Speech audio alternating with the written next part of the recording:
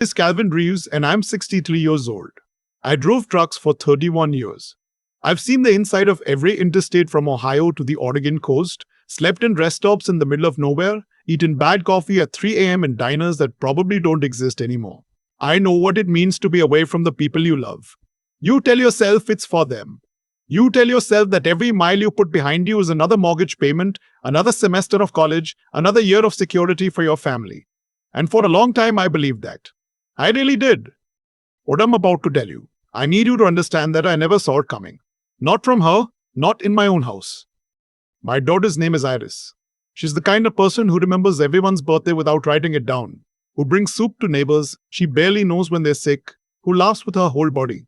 When she was little, she used to wait by the front window every time I came home from a long haul. Didn't matter if it was 2 in the morning, she'd be there in her pajamas, forehead pressed against the glass. Her mother used to say, "That girl has your stubbornness and my heart." And she was right. Iris got married 7 years ago. His name is Preston. Preston Hale. He came from a good family. Or so we thought. Nice handshake, looked you in the eye, knew how to talk to older people without making them feel invisible. I liked him well enough. My wife, Barbara, she liked him more than I did.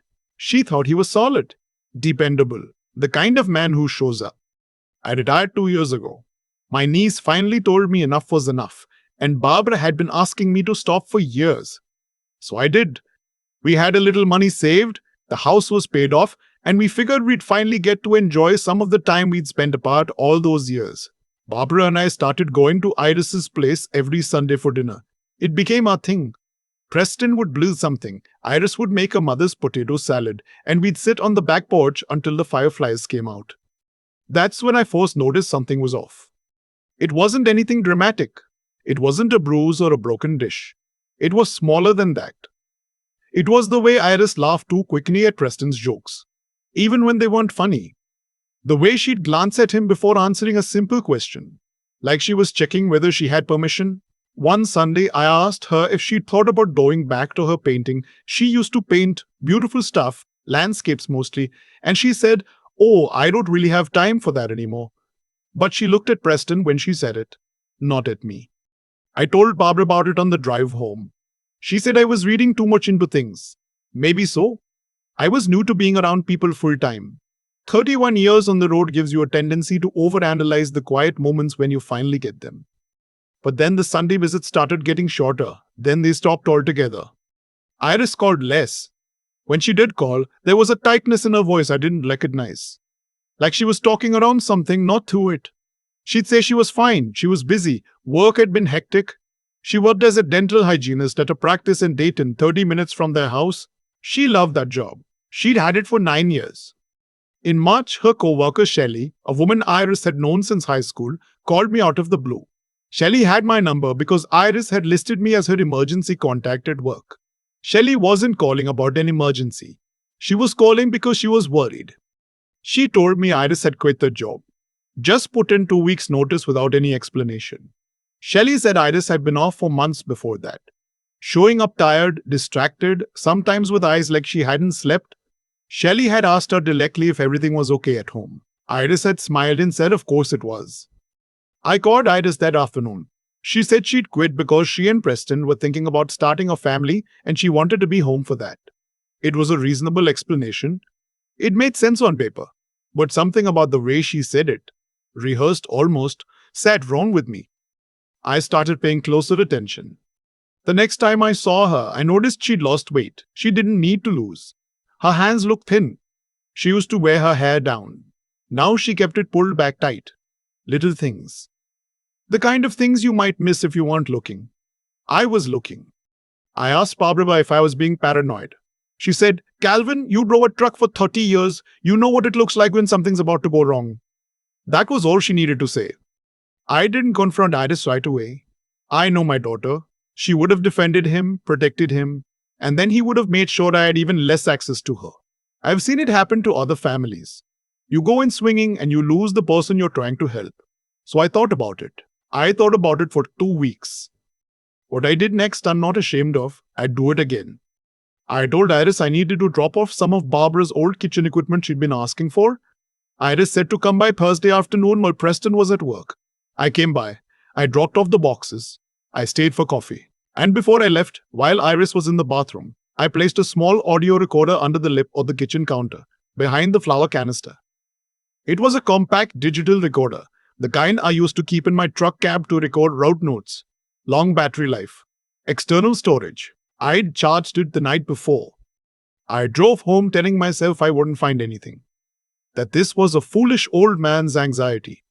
That I'd go back next week, retrieve it, delete whatever boring household conversation was on it, and never mention it to anyone.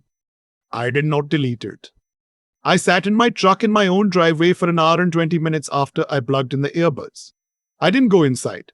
Barbara knocked on the truck window twice and I raved her off. I couldn't move. What I heard was my son-in-law telling my daughter, in a voice so calm it made my skin crawl, that she was lucky he put up with her, that her family was trash, that if she ever talked to her mother the way she had talked to him that morning, he would make sure she regretted it in ways she couldn't imagine. My daughter said nothing, not a word. And that silence, her silence, that broke something open in me that I am still trying to close. There was more. Over the course of 4 days of recording, I heard him tell her the checking account was in his name alone now, and she had no reason to need money of her own. I heard him mock her in front of someone who'd come over, a friend of his whose laughter I could hear clearly in the recording. I heard him go through her phone while she was in the shower, reading texts out loud and commenting on them, and she just stood there and said nothing when she came back into the room. I heard my daughter say I'm sorry 16 times in 4 days, I counted. I went back the following Thursday with more boxes. Same routine. I retrieved the recorder while Iris was heating up lunch. Before I left, I hugged her longer than usual. She seemed surprised by it. She patted my back a little awkwardly, like she'd forgotten what it felt like to be held without conditions. I didn't sleep that night. I want to be clear about something. I am not a man who acts rashly. 31 years behind the wheel taught me that the worst accidents happen when someone makes a fast decision without seeing the full road ahead. I knew that if I walked into that house and confronted Preston, I might feel better for about 5 minutes, and then I might spend the next 5 years watching him use it against Iris. So I did the harder thing. I sat with what I knew. I made a plan.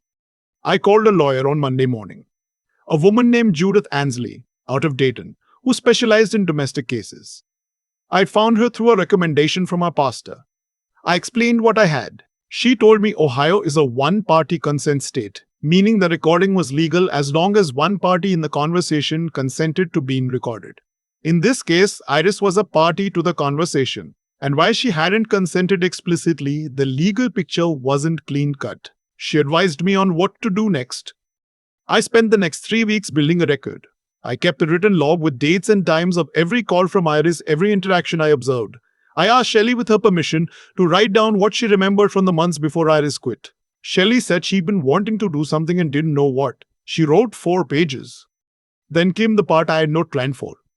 Barbara found out what I was doing. Not because I told her, because she found the recorder in my desk drawer and listened to it herself.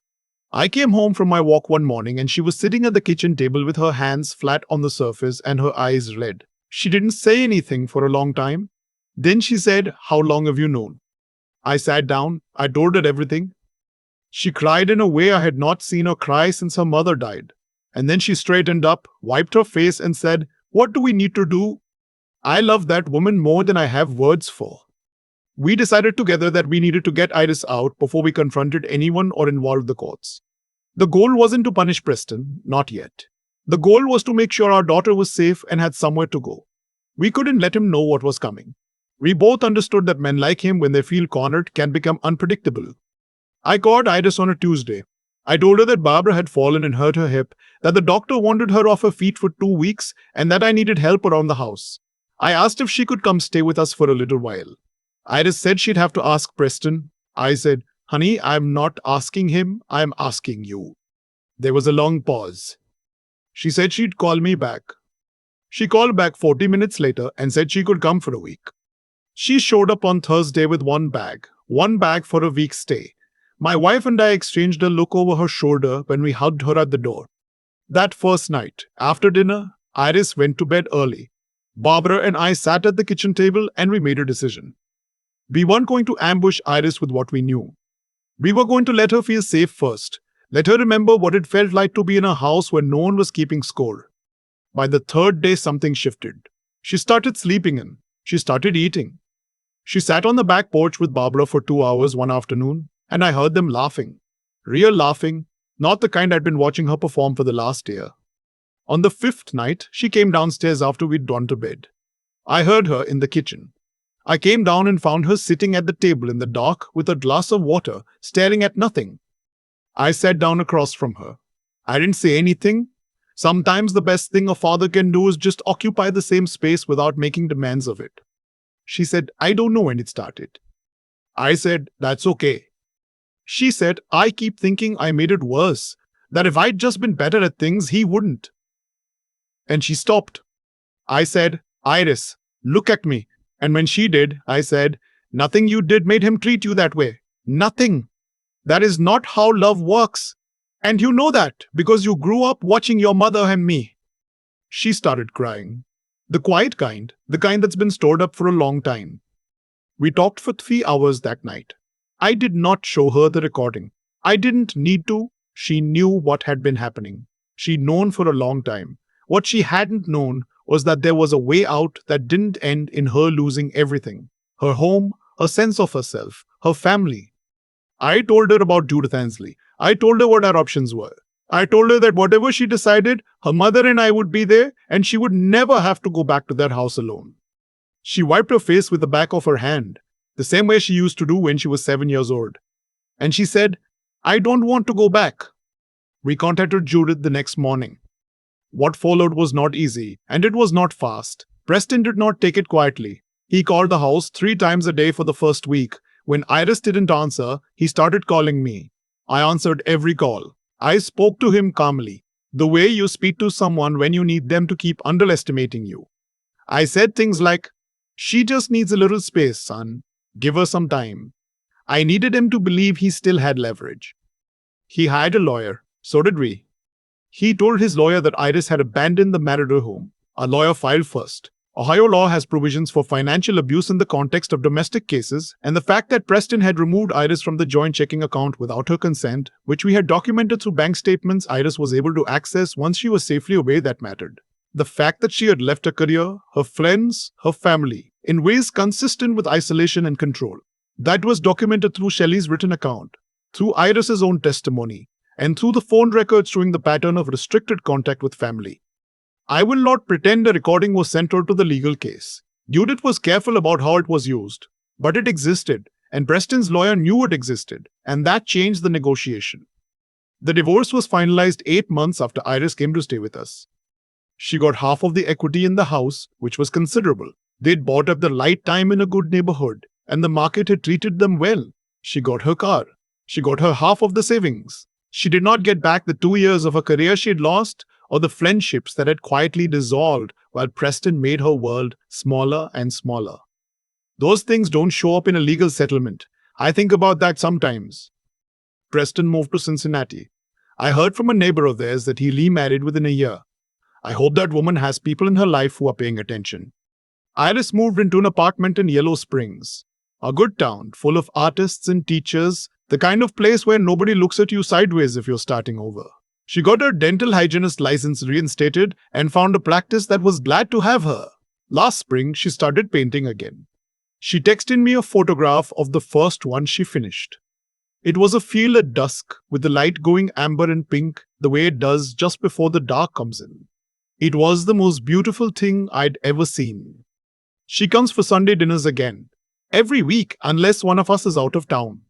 She brings the potato salad now, her mother's recipe, the one she asked to write down when she was 12 years old. We sit on the back porch. Sometimes we talk about what happened, and sometimes we don't. There's no script for it. I've thought a lot about the choices I made during those months. Whether I overstepped, whether there was a cleaner way to do it, a more straightforward way, maybe. But I know my daughter. I know that if I had gone at it differently, I might have pushed her further inside a life she was already disappearing into. Sometimes protecting someone means doing the slow, unsatisfying work. It means watching and waiting and not letting your anger run ahead of your judgment. I spent 31 years driving through the dark to take care of my family. This was just a different kind of road. If you're reading this, if you're watching this, and something in what I've described sounds familiar, The way someone laughs too quickly, the way someone checks for permission before they speak, the way someone's world keeps getting smaller without any single dramatic moment you can point to. Pay attention to that. You don't need to have proof before you start paying attention. You just need to be willing to see what's in front of you. Iris is okay. She's more than okay. Last month, she called me just to talk, no reason, and we stayed on the phone for an hour and a half about nothing in particular. Her neighbor's dog, a book she was reading, whether I thought Barbara would like a weekend trip to Asheville. When I hung up, I sat in the quiet of the kitchen for a little while. That's what we were working toward. That light there. I keep coming back to that image of Iris standing at my front door with one bag for a week's stay. A woman who had a full life once, a career she loved, friends she'd had since school, a hobby that made her light up, and she'd packed it all into a single bag like she'd already accepted that she didn't deserve to take up much space anymore. That image doesn't leave you. I don't think it's supposed to. People ask me sometimes if I feel guilty about placing that recorder. I understand why they ask. It's a fair question. And I'll tell you what I tell them. I feel a lot of things about those months. But guilt isn't one of them. What I feel is grief for the time Iris lost, for the version of herself she had to slowly abandon just to survive inside that house.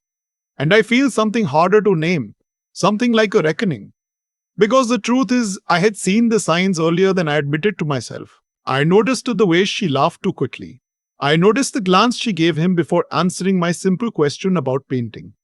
I drove home and mentioned it to Barbara and then let myself be talked out of it.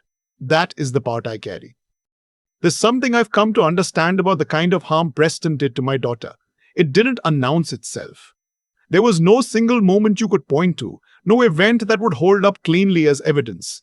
It was a pattern, a slow erosion. The way water doesn't break a stone all at once but works at it, year after year, until the stone is something different than what it was. That's what made it so hard to name. And that's exactly what made it so dangerous. When harm wears the costume of ordinary life, the people who love you can talk themselves out of seeing it. I almost did. What I knew now is that paying attention is not the same as interfering. Watching carefully, thinking before acting, building a real record instead of walking in hot-headed. That took more discipline than anything I did behind a wheel for 30 years. The temptation to act on anger is always faster than the wisdom to act on knowledge. I had to choose knowledge. Every day for months, I had to choose it again. And Barbara, I think about what she did when she found that recorder in my desk. Another person might have shut it off after 30 seconds. Another person might have come to me with accusations or fear or the need to look away from something that painful. She listened to the whole thing. She sat with it. And then she said, "What do we need to do?" That is not a small thing. That is a woman who understood that love sometimes means walking straight into the hardest room instead of away from it. I have been lucky in ways I am still counting. Iris hung that painting in her apartment, The Field at Dusk. I saw it last time I visited. It's bigger than I expected from the photograph. The light in it is extraordinary. That amber and pink she captured light at the edge of dark. She told me she painted it from memory, from a field she used to drive past on her way to work years ago. She'd stored it away all that time, waiting, I suppose, for the moment she had somewhere safe to put it. That's what I want people to take from this. Not the recording, not the legal strategy, just that. The things worth saving in us have a way of surviving if we give them a place to go.